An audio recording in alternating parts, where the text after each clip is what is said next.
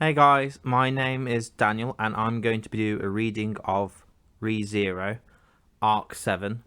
If you are an anime only or you've just finished season 2 of the anime, there will be spoilers in this. You will probably want to start reading from Arc 5. Now, I haven't.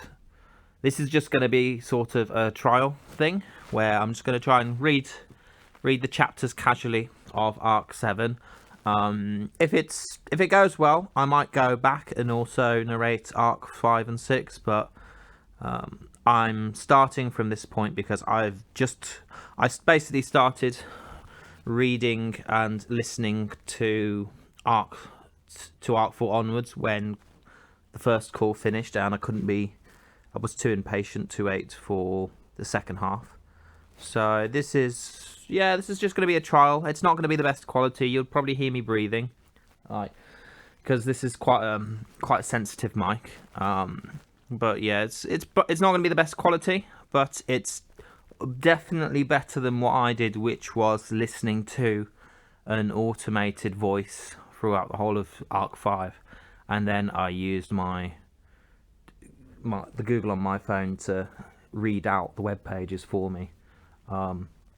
So it wasn't awful. It was quite funny at times because it would read laughs of Capella and such in a bit of a goofy way, like ha ha ha. But yeah, so I kind of want to just give this a go, see if I can give people an improved reading experience. I don't know if I'm going to do voices for characters or not. We'll see. But yeah, don't take this too seriously. If you want to listen to the web novel instead of reading it, then that's what I'm trying to just give you, and hopefully I'm going to do something decent. So let's get started. So this is translations by Witch Cult Translations. This is Arc 7, Chapter 1, Initiation. It's been translated by Ice, Hedge and Ringo, and proofread by Phantominium. I probably will only do this for this one chapter because I think these guys will probably translate the rest of the chapters as well. So here we go. So Arc 7, Chapter 1, Initiation. Following the events at the end of Arc 6, where I think it was Rem, Subaru, and the Witch of Greed got transported, yeah. So, Part 1. As soon as the plume of smoke cleared up, Ram felt a rare sense of helplessness. Ram. ... She opened her pale crimson eyes, straining them as she peered into the room, which still had smoke hovering over it. However, even as she did so, searching for something amongst the emptiness, the ones she was searching for were nowhere to be seen. She looked for those people in the room, where a large hole had appeared. Someone moving, or someone in black, along with the adorable blue one. However, they were nowhere to be found. Ram! Ram's shoulder was grabbed from behind as she tried to take a step forward, bringing her back to her senses. She realised that she'd been about to step through a cracked bit of the floor. If she hadn't been stopped in her tracks, she might have fallen. How clumsy of her to literally not even see what was beneath her feet, Ram thought. Question mark. I'm glad you're safe, Ram. And Patrash-chan, are you okay as well? Ram. Emilia-sama. Ram bit her lip. Meanwhile, the one who'd grabbed her by the shoulder was Emilia, who should have been on the upper floors. While panting slightly, Emilia checked to make sure Ram was okay, as well as how the black earth dragon, Patrash, who was crouched down behind them, was getting on. Finally, while looking at them, Ram regained enough of her composure to take in the state of her surroundings. The corridor in what should have been a robust stone tower had collapsed, with the floor and ceiling both smashed to pieces. She could see the sky and the sand of the sand sea from across the wall, which now had a hole in it. A parched breeze was blowing in as a result. However, the place that had got damaged the most was the room where Ram, Patrash and company had been staying in until just before. That's to say, the room they'd called the Green Room. Ram... ... The room had been chock full of grass and ivy, covering the walls, floor, and even going up all the way to the ceiling. Nevertheless, the room was now unrecognisable from its original state, with the natural erosion of many, many years torn up root and branch. That included the beds, which were woven from grass and ivy, as well as the faint light of the spirit's presence gave off. All of it was gone. That, and their biggest problem was... Amelia. Ram, where did Subaru and Rem go? They're safe, right? Standing by Ram's side, Amelia peered into the area where the Green Room had previously stood. Ram wasn't able to answer her question straight away, even though she knew that her painful silence itself served as an answer. Next section. Question mark, question mark, question mark. First of all, let's try and sort out what happened. We're not going to be able to talk about things calmly unless we do that. That was supposed to be Anastasia. Looking around at everyone who gathered within the same room as she had said that, Anastasia took charge of the situation. Anastasia's white fox scarf, echidna, was still wrapped around her. She brushed her fingers through her slightly dusty fur as she spoke. Anastasia, so, about that black shadow that attacked the tower just before. Julius, it's gone, at least for now. Thanks to the power of the divine dragon, Volcanica, I'd say. Echidna. Both the dragon and the shadow's movements were so sudden, it made us really wonder what the heck was happening, huh? Inside the tower, the ones who'd come back safe and sound began to share what had happened, starting first with Anastasia, and then Julius, and Echidna following her lead. Much like Anastasia and Echidna, Julius's white knight garb was also covered in grime. However, that wasn't just because of the heated battle that had taken place in the tower. It was also heavily due to the effects of the aforementioned event. Nevertheless, none of these three had ended up with any extra injuries. On that point itself, you could say it was a relief. That in itself was thanks to the achievement wrought by the divine dragon Volcanica on the topmost floor of the tower. Beatrice. Volcanica cleaved the looming shadow with its breath, I suppose. If not for that, we would have probably been in for a world of hurt, in fact. Anastasia gave Beatrice a nod in response to what she'd said, as the latter folded her short arms together. In all honesty, when Volcanica had unleashed its breath so suddenly, Anastasia had uncharacteristically resigned herself for death. Things had happened so quickly that there hadn't been any way to deal with it. Though of course she couldn't say that because she'd completely relaxed her guard, just because of that single breath. Julius. The divine dragon's response to the crisis dawning upon us was simply magnificent. But even so, the state it's in isn't great. That remains unchanged still.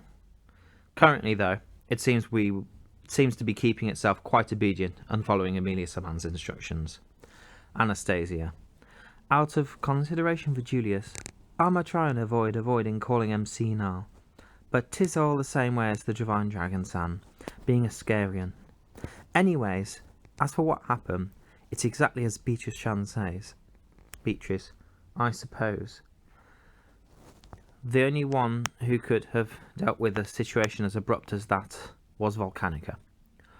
What would have become of them now had the dragon not blown away the looming shadow for them? Yet, they couldn't start jumping around in joy. There was a ton of them, but they all went towards Oni-san and stuff. Anastasia. Meilin-chan. Meili. Ah, my apologies. Anastasia. ... Meili didn't take care with her word choice, almost as if she was upset, and for that, Anastasia chided her. Meili gave her a sincere apology as she looked towards Ram and Amelia, both having kept their silence. In hindsight, the ones who received the damage from that shadow had been the two from the Amelia camp, Subaru and Rem.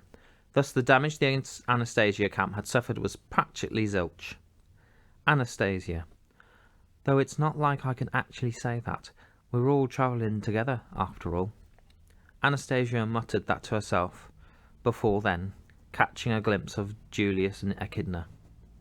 They had been working together with Amelia's group during the time she'd traded places with Echidna, when she'd been sleeping at the depths of her own consciousness. It went without saying that for Echidna, whom she'd known for around 10 years, but even the practically brand spanking new Julius, at least as far as her memories were concerned, could easily tell that she was shook. On that point, it was quite a surprise to Anastasia that Beatrice, who had been quite close to them, had come to this meeting. Anastasia. Beatrice-chan, are you all right? Ah, wait, no. It ain't proper for me to use a word like all right. But still, you haven't gotten yourself into a panic, no? Beatrice. Betty panicking wouldn't mean it to bring back Subaru and Rem, in fact. Right now, the main issue in question is messing up your first move due to panic, I suppose. I'd specifically have liked to avoid that, in fact. Anastasia. First move? By that, do you mean? Amelia. Bringing back Subaru and Rem. Taking action for that, yeah? Anastasia raised her eyebrows quizzically as she tried to question Beatrice. However, Amelia interrupted her, still while supporting Ram by her shoulder. Amelia's amethyst eyes pierced right through Anastasia, her eyes widening in surprise a tad at the intensity of her glare. She wet her lips with her tongue. Anastasia. Dang, I thought you were going to be dejected as heck, but that's one hell of a look you've got in your eyes. What do you mean? Amelia.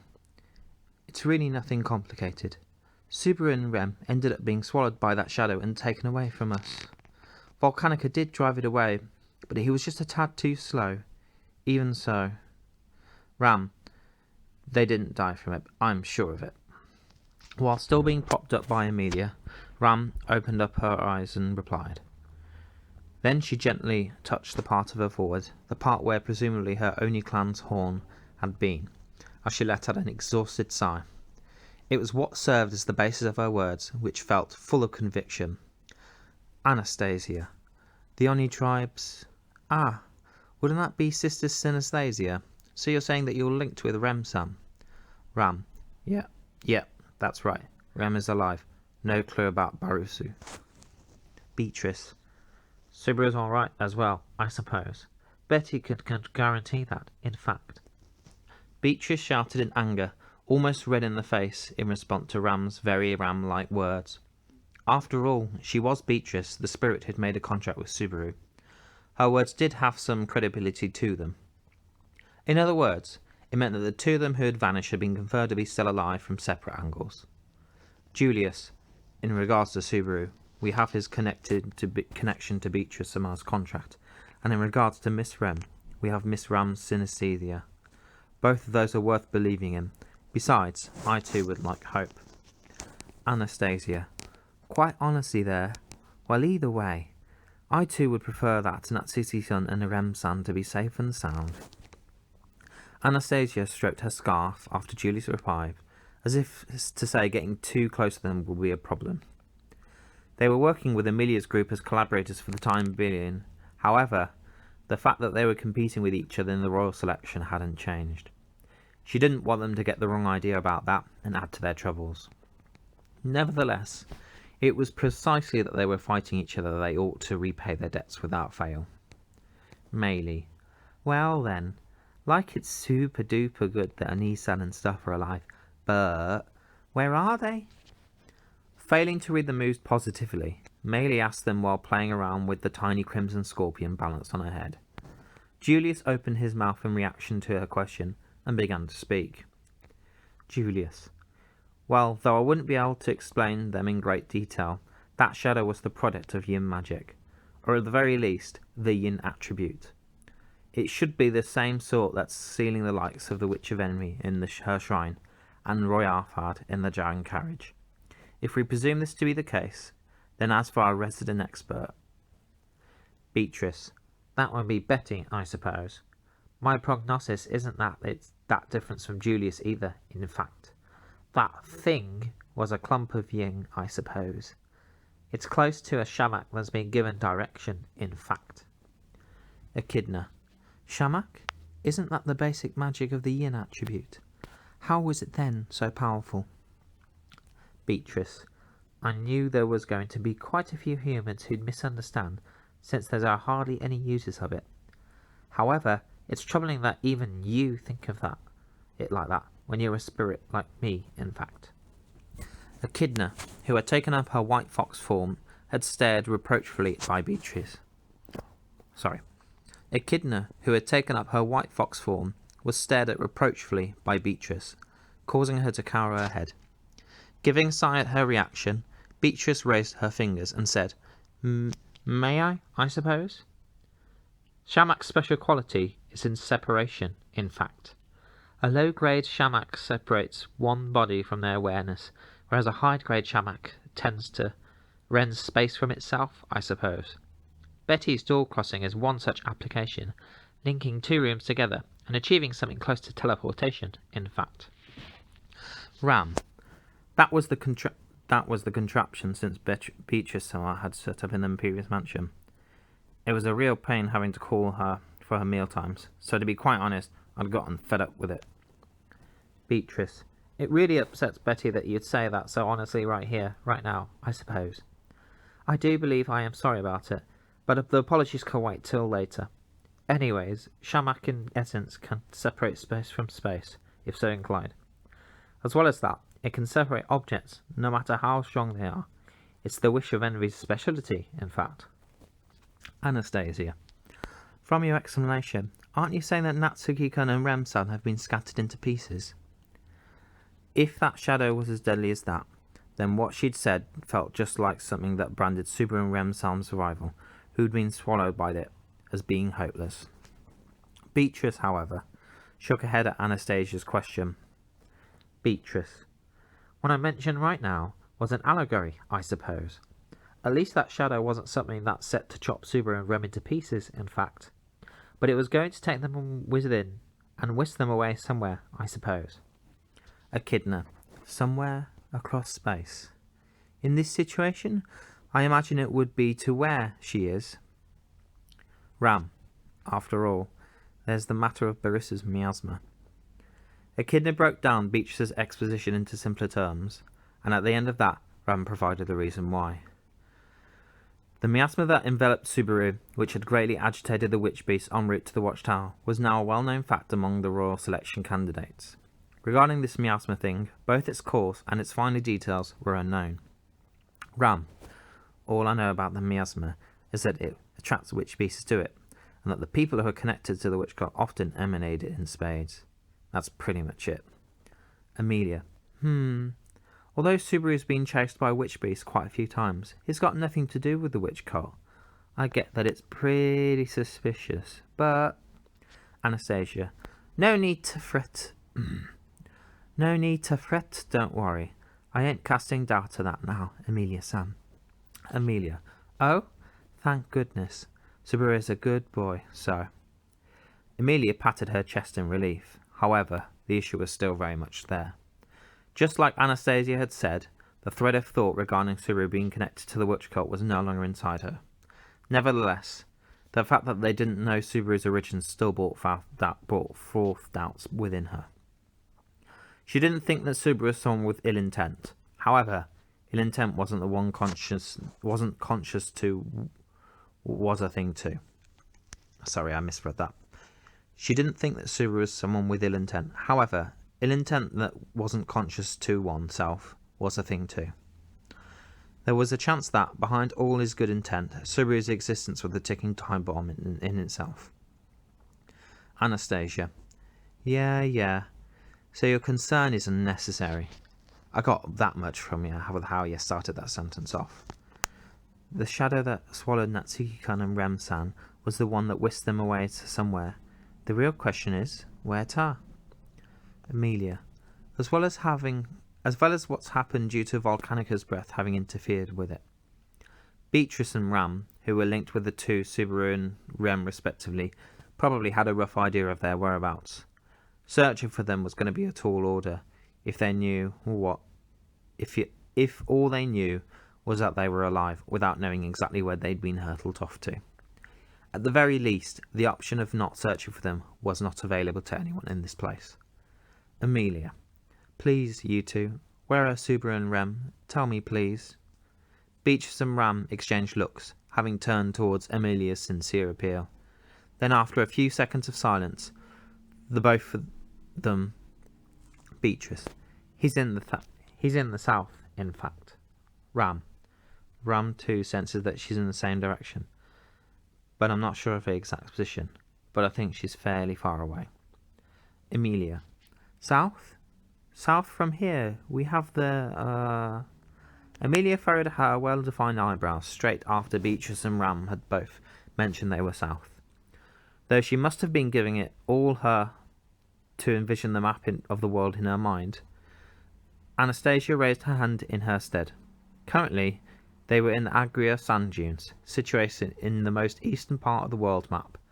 As far as the south from here went, Picarat or Flanders, or the 5 great cities were the most likely. However, Julius, in regards to that alone, the state of the two is inscrutable. Seeming having arrived at the same idea, Julius spoke Anastasia's mind for her. From the way he got into sync with the speed of her thoughts, Anastasia valued him as being ideal as her knight even more, all while batting one of her eyes shut and saying, Indeed. 'Tis quite the distance, but if they find themselves around those parts, then we can say that the damage incurred will be negligible. Yet, despite that, both your faces look pale. Do you both mean to say he's way more down south? Amelia. Way more down south? You can't mean. Meili. They ended up going all the way down to the Wallachian Empire in the south. Meili's surprise was minimal compared to how shocked Amelia was, but it was safe to say that Meili's reaction was down to the fact that she hadn't comprehended the scale of things. Given that, Beatrice and the others' reactions were all perfectly understandable. If Subaru and Rem had crossed through the country, and if they'd crossed into the Southern Empire, they had a very big problem on their hands. Anastasia. If I'm not mistaken, the Kingdom of Lagunica and the Wallachian Empire in the south signed a non-aggression pact that would last for the entire royal selection. Isn't that correct, Julius? Julius. That's correct. I imagine you wouldn't know about this, but I also went there to tie down the agreement. Me, Reinhardt, Felix, and such met the Emperor in person. Amelia. From what I'd heard, we were on really bad terms with the Empire, but if you did that, then are we okay with them now? So if we were to go and search for Subaru and Rem... Julius. No, that's not going to fly. Julius lowered his brows with a shake of his head in response to Amelia's timid question. He softly cast his yellow eyes down, which glittered like jewels, and blazoned on his handsome features. Julius. The Empire has forbidden travel between itself and the kingdom since several months ago, for the time being. Due to the royal selection, the same thing happened with the Holy Kingdom of Gusteco in the north. However, they've already rescinded their ban. Anastasia. I guess that means the one the Empire set hasn't been rescinded, though we did travel to the Watchtower, so because of that we don't have the latest information. So if the situation there hasn't changed... Amelia. Going there to help Subaru and Rem is going to be tough? Julius. Yes, unfortunately. Though they exchanged various thoughts about it, Julius concluded with these mere words of regret. Anastasia, too, could only come to the same conclusion as Julius. It would be impossible to break in from the front, where entering the Wallachian Empire was concerned. They'd have no choice but to look for a secret way in, and in addition to that, they'd also need to find the time and contacts for it. There'd be no quick and easy way here. Surely Amelia would be in an absolute hurry when thinking about the two people whose status remained unknown. Amelia. We need to move quickly. We'll receive Volcanicus blood and bring it back to Priscilla. Then we'll take Gluttony we captured to the royal capital. Yeah? Beatrice. Amelia? Amelia. I know, Beatrice. I can't help but feel really, really impatient. But we won't be able to help Subaru and Rem out, even if we rush things. Here. We've got to remain calm. However, Amelia's calm decision surprised Anastasia, just as it seemed she would have gotten into a panic. She gave a resolute nod at Beatrice, also similarly surprised. Her eyes were quivering, her voice was shaking a bit, yet she was giving it her all to keep a grip of herself. It was just like she was saying, I'm not going to fold my arms together and sit back for even a second if it means getting Subaru and Rem back. Amelia, you two, Subaru and Rem, must be together, right? Ram, I just double-checked with Beatrice Summer. We think they probably are. Amelia, alrighty. Then if that's the case, I'm sure Subaru will go to great lengths to protect Rem. That's why we needn't worry about Rem, even though Subaru is a little scary. Though her belief of Subaru was strong, in regards to their same worries, Anastasia did agree as well. Natsuki Subaru had lost his memories for a bit in the tower as a result of being left to his own devices. That boy, with a propensity for self-punishment, had a bad habit of making light of himself in order to protect the people precious to him. Just as it sometimes would encourage others, it also served as a cause for concern. Anastasia. That said, guess all we can do really is count on Natsuki-kun's quick wits. Emilia-san is right. What we can't do is stay here grumbling and moaning inside the tower. We gotta get a move on. Julius. Understood loud and clear. Beatrice Summer. Do inform us if there are any elements of concern. Beatrice. Subaru's body, I suppose. Subaru's gate can't expel mana on its own, since it's broken, in fact. If we leave him alone for too long, then it's going to burst due to a mana blockage, I suppose. Anastasia. I see. I'm sort of in the same boat, so I can really get on the same level as Natsuki-kun there. Anastasia's gate was defective by birth. She was unable to take in mana properly. Such, for example, would be a critical defect for a mage. Nevertheless, this had no effect on the luck and knack for businesses needed for a merchant, so it didn't really bother her much. Echidna. Anastasia. I know. In regards to our current problem, ain't we going to talk about them separately a bit later? That aside, it doesn't look like we've got any time to slack off. Anastasia clapped her hands together, with everyone else nodding back at her signal. Their objective was to search for the whereabouts of Subaru and Rem, who'd both disappeared. For that, they would need to return from the Pleiades watchtower as soon as possible, in order to muster a search party as well. On top of that, they needed to fulfill one of the primary objectives that they'd come to the tower for. Meili, things are so hectic, to the point that I almost feel like I'm going to pass out. Amelia, I know, right? Still, Subaru and Rem must be having it way more tough. Amelia firmly clenched her fists, thinking of Subaru, who'd been hurtled off to somewhere far away. Seeing her face in profile, Meili, with the tiny crimson scorpion plopped on her head, narrowed her eyes and said, Yeah, of course, with a shrug of her shoulders. And just like that, the group began to busy themselves to get their preparation done. Also, they were about to. Meili, come to think of it, Ram or Nissan, did you tell him about that thing? Ram, I still haven't. Anastasia and the others, that thing? Ram's face turned sour at Meili's rather abrupt question. All of their gazes turned towards Ram, clearly having not heard anything about it. With them looking at her, Ram paused for a brief moment, and after that said, Ram, Emilia-sama, although I'm still not 100% about this, the one swallowed by the shadow and hurtled away to the Empire may not just only be Barusu and Rem. Amelia, not only the two of them, but you, Patrash-san, and Meili are all accounted for. So shouldn't that be everyone who was in the green room? Meili, well, a girl appeared all of a sudden. Before that shadow came, kind of plowing in. What's more, according to Oni-sama, it was the third gluttony or something. Anastasia and the others. The third gluttony? Anastasia and the others were taken completely aback after being told this tidbit they really could not disregard. And so, the discussion grew intensely, regarding whether they should amend their actions going forward and getting the details which Ram had kept under wraps regarding this matter out of her. As that went on, within the now turned bedlam of the Pleiades watchtower, Amelia clasped her hands in prayer in front of her chest, all the while looking out of the huge hole where the green room once stood. Amelia, please, Subaru, please. I really hope you'll be alright with Rem. that's the end of part 1 of Arc 7, Chapter 1, Initiation. Now that's my first reading ever. So it's kind of going to be casual like this. There are going to be a few mistakes. You've probably heard my breathing all throughout. Maybe a few other noises here and there.